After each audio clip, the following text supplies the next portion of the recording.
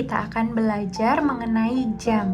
Jadi kita akan belajar bagaimana sih cara mengetahui jam-jam itu tuh berapa. Nah, jadi ini ada beberapa material yang akan digunakan pada hari ini. Pertama ada bukunya, terus ada alat peraga jamnya, dan juga ada kertasnya. Pertama, sebelum kita memainkan alat peraga ini, kita harus tahu dulu kalau di jam itu ada jarum pendeknya. Jarum pendeknya menunjukkan jam berapa dia. Kemudian jarum panjangnya menunjukkan menit keberapa, dan ada juga satu jarum jam yang warnanya beda dari jarum jam menit dan juga jamnya, yaitu jarum jam yang menunjukkan detik. Nah, untuk belajar mengenai jam ini, gimana sih caranya? Jadi, pertama yang perlu kita ketahui dulu, untuk belajar jam itu kita nggak bisa langsung semuanya ya, karena kan banyak sekali. Jadi kita bagi 3 dulu. Yang pertama, itu kita belajar tentang jamnya itu. Yang kedua, kita belajar tentang 30 menit. Baru yang terakhir, kita akan belajar tentang 15 menit dan 45 menit. Di jam ini kita akan belajar jam-jam yang exact gitu. Jadi misalkan jam 3, jam 5, jam 8, dan lain-lain. Untuk 30 menit kita akan belajar jam 3.30, jam 4.30, jam 8.30. Sedangkan untuk 15 menit kita bisa belajar jam 2.15, jam 3.15, dan di 40 menit kita bisa belajar jam 4.45, jam 06.45, dan lain sebagainya. Jadi kita akan mengelompokkan pembelajarannya menjadi 3 sesi. Jam yang exact 30 menit dan 15 juga 45 menit. Nah, gimana nih cara belajarnya? Jadi cara belajarnya anak-anak itu sudah bisa diajarkan mulai umur 4-5 tahun. Jadi cara belajarnya lebih baik ada alat peraganya. Nggak usah sama kayak gini, cuman jadi anak bisa merasakan, memindah-mindahkan sendiri jarum panjang dan jarum pendeknya. Dan lebih baik lagi kalau ada media buku. Kalau ini aku pakai yang Wipe and Clean Workbook Telling the Time. Tapi nggak harus ini bukunya, bisa juga buku yang lainnya yang menunjukkan tentang jam. Nah, di sini kita bisa lihat nih. Pertama ada jam yang exactnya. Ini pakai bahasa Inggris, jadi o'clock. Something o'clock, berapa o'clock gitu. Di sini jam 8 o'clock, jarum pendeknya menunjukkan angka 8 dan jarum panjangnya menunjukkan angka 12. Nah, di buku ini juga ini ada garis putus-putus yang anak-anak itu bisa menebalkan. Oh, jam 1 berarti garis pendeknya di angka 1 dan garis panjangnya di angka 12. Jam 6, garis pendeknya di angka 6, jarum panjangnya di angka 12.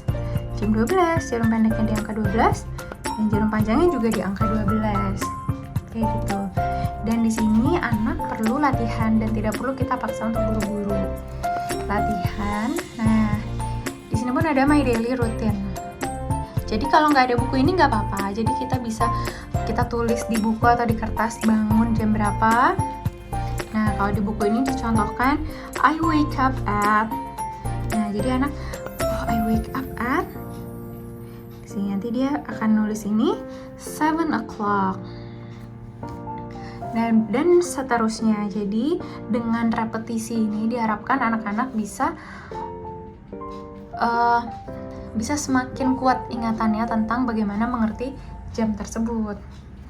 Nah, setelah mengisi ke-8 gambar ini, mulai dari wake up, eat breakfast, go to school, eat lunch, play at the park, have a soup, I take a bath at, 6 o'clock and I go to sleep at 8 o'clock. Nah, jadi kalau misalkan lebih baik lagi kita bisa membuat daily routine seperti ini untuk mencontohkan anak-anak. Lebih bagus lagi kalau ada jadwal anaknya itu sendiri, misalkan dia bangun jam berapa, dia harus persiapan sekolah jam berapa, dia sekolah jam berapa, les jam berapa, tidur siang jam berapa, itu akan lebih menyerap ke pembelajaran anak tentang jam itu sendiri.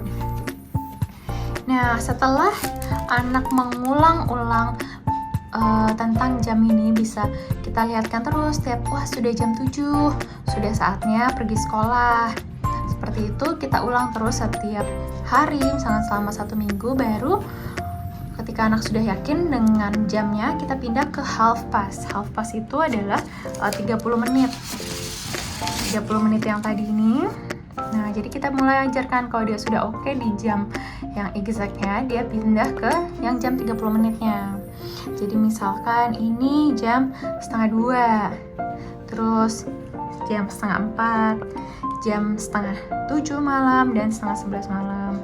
Ini bisa disesuaikan aja anaknya mau menggunakan bahasa Indonesia atau bahasa Inggris nih, karena kebetulan bukunya lagi adanya bahasa Inggris, jadi pronounce-nya jadi 1:30.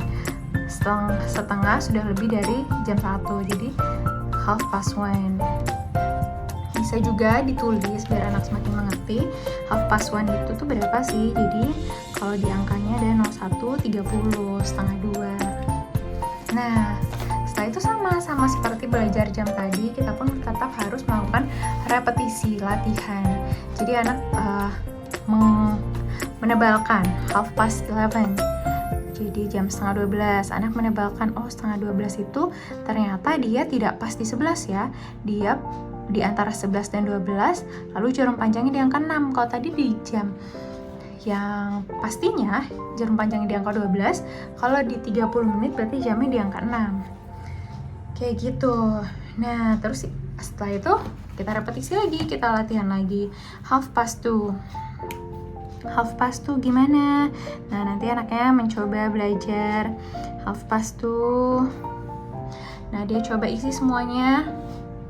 Dan sama juga kayak tadi, jadi selain menggunakan workbook juga sehari-hari pun diperkenalkan terus, diajarkan terus, dia melihat jam aslinya.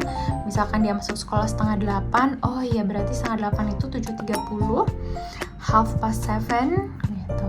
Jadi anak, oh iya, anak paham gitu, mengerti ternyata setengah ini tuh apa gitu. Kemudian latihan lagi. Kalau misalkan anak sudah oke di half pastnya atau di 30 menitnya, latihan dulu. Latihan ulangi lagi di o'clock-nya, di jamnya, dan juga di 30 menitnya atau half pastnya. Diulang-ulang terus selama berhari-hari sampai anak paham. Setelah anak paham dan mengerti, baru kita masuk ke 15 menit. Nah, kalau 15 menit di Inggris, dia ada quarter past. Jadi quarter past itu lebih 15 menit. Dan ada juga quarter to, 15 menit menuju jam berapa. Misalkan quarter past. Quarter past ini jam 7 lebih 15. Berarti udah quarternya lebih dari jam 7. Berarti udah 7:15. Kemudian kalau quarter to berarti 15 menit lagi menuju jam 8. Dan ini memang agak tricky, makanya yang jam sama setengah jamnya itu sudah harus kuat dulu. Nah, kemudian latihan lagi. Kalau di bukunya ada start dan juga ada finish. Kemudian dia belajar lagi tadi quarter past berapa ini. Quarter to, quarter past, quarter to. Kalau di Indonesia berarti kita bilangnya lebih 15 menit dan 45 menit. Itu yang anak-anak pelajari, lebih 15 menit dan lebih 45 menit kalau di bahasa Indonesia. Nah, setelah itu ada di digital clocks-nya juga. Jangan lupa diajarkan juga bagaimana penulisan digital clocks-nya di dia. Jadi anak tahu, oh kalau jam 5 berarti tulisnya 5.200. Oke deh, sekian. Jadi jangan lupa anak ketika latihan pun dia bisa jam 9. Dia gerakan sendiri tangannya. Jadi tangan ini menambah kekuatan memori dia juga. Jam 9, jam 4. Nah, jadi 3 fondasi ini kita kuatkan dulu. Setelah 3 fondasi ini kuat, baru kita bisa menambahkan hal-hal lainnya. Dia sudah mengerti 30 menit, oh berarti tambah 5 menit lagi 35. Itu akan cepat kalau ketika dia 3 fondasi ini sudah selesai dan sudah paham betul maknanya. Oke deh, segitu dulu ya. Semoga video ini bermanfaat dan selamat belajar tentang jam. Nanti kita akan belajar hal-hal lainnya lagi.